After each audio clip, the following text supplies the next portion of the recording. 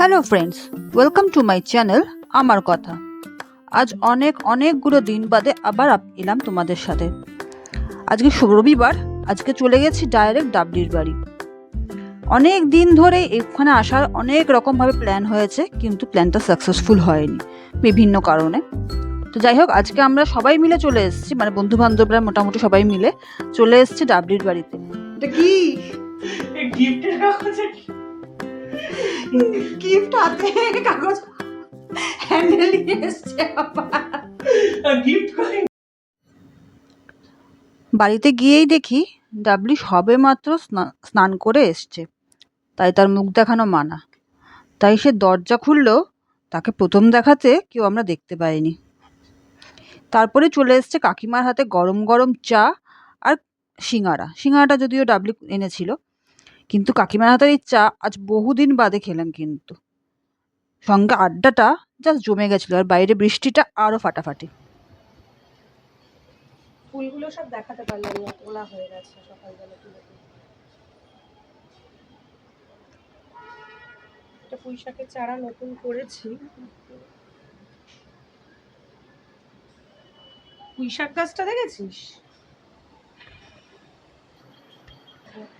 ও এই সেই পুঁই শাক। এটা পুঁই শাক করেছি। পুঁই শাকটা ভালো করেছিস। পুঁই শাক একটা গাছে, এটা পুরো হয়, কিন্তু আজকে ওই টুনি ফুলের মতো কি পুরো লাল হয়ে যায় ফুলে। আরে এটা হচ্ছে টুনি ফুল। এটা বেগুন চারা করেছি, কবে হবে জানি না। একবার যদি হতে পারে, একবার যদি বেগুন করতে পারিস তো সারা মানে খালি ছেটে দিবি। হ্যাঁ, উঠুক চারাটা, একটু পাতা কেন হলুদ হচ্ছে, নাইট্রোজেন বেশি হয়ে গেছে গাছে। সার দিস না?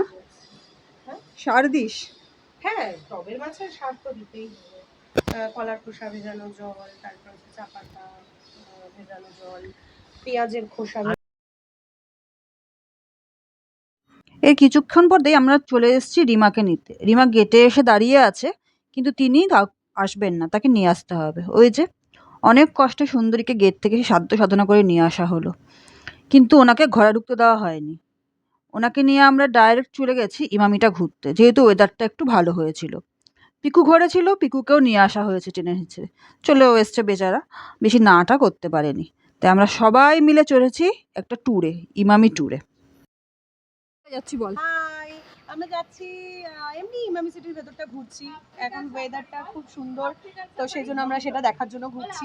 চলো চলো না, এখন আমরা কচ্ছপ দেখতে যাচ্ছি, তাই তো? চলে এসেছি এখানকার একটা লেকে। এটা যদিও আমি আগে দেখেছি, কিন্তু তখন ছিল রাত্রি।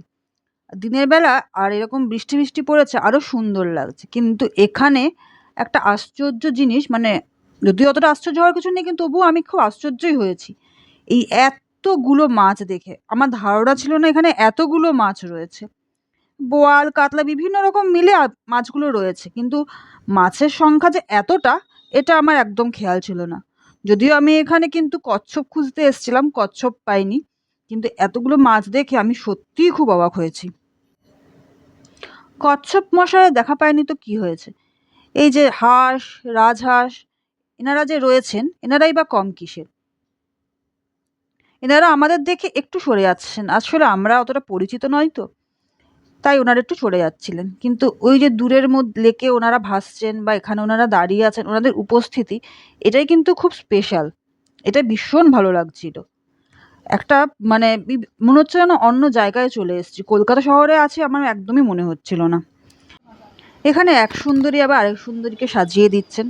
যাই হোক, দুজনকে মানে মনে হচ্ছে এ বলে আমায় দেখ, ও বলে আমায়, কে কাকে দেখবে। খুব সুন্দর লাগছে রিমা, ভীষণ সুন্দর লাগছে। রিমাকে এভাবে সাজিয়ে নিয়ে চললাম সুইমিং পুলে। এই পুলটায় আগে দেখেছি, কিন্তু হচ্ছিল শুকনো। আজকে ভরা পুল দেখে সিরিয়াসলি নেমে যেতে ইচ্ছা করছিল, কিন্তু সম্ভব ছিল না, তাই নামতেও পারিনি, নাহলে সত্যিই নেমে যেতাম। এরকম একটা নীল পুল চোখের সামনে থাকলে কি আর সহজে নিজেকে কন্ট্রোল করা যায়? সেখান থেকে চলে এসেছি মন্দিরে। আসলে শ্রাবণ মাস চলছে, তাই মন্দিরটা খুব সুন্দর করে সাজানো হয়েছে। আমরাও তাই চলে এসেছি মন্দিরটাকে দেখতে। অনেককেই জোর করে টেনে টেনে আনতে হয়েছে, অনেককে বলতে একজনকে। যাই হোক সেটা, কিন্তু এখানে এখন চলছে মন্দির পরিষ্কারের কাজ, কারণ শ্রাবণ মাসের পুজো হচ্ছে বিভিন্ন রকমের, হ্যাঁ মানে আর তাই মন্দিরটা এখানে সুন্দরভাবে সাজানো হয়েছে। চল এদিকে যাই, নেমে যাবো, আয় আয় আয়।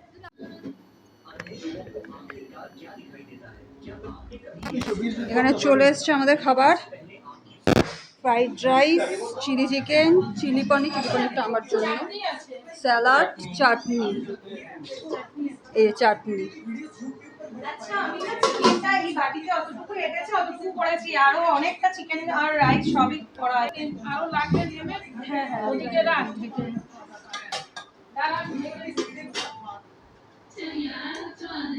টিকু এখন খাবি তো? খাবি না?